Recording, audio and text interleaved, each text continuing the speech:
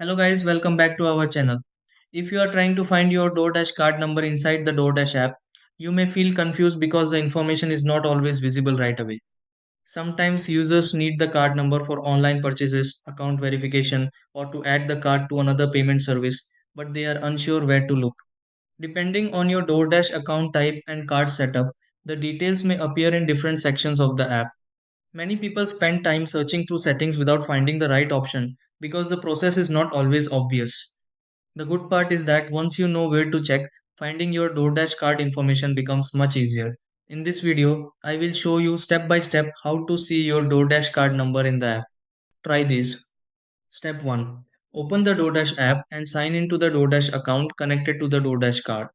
Step 2. Go to the account or wallet section inside the DoorDash app to look for the DoorDash card settings. Step 3. Select the DoorDash card option in the DoorDash app to check if the DoorDash card details are available. Step 4. Complete any security verification required by the DoorDash app before viewing the DoorDash card information. Step 5. Look for the card details section in the DoorDash app where the DoorDash card number may be shown. Step 6. Confirm the DoorDash card information and securely close the DoorDash app after viewing the DoorDash card number.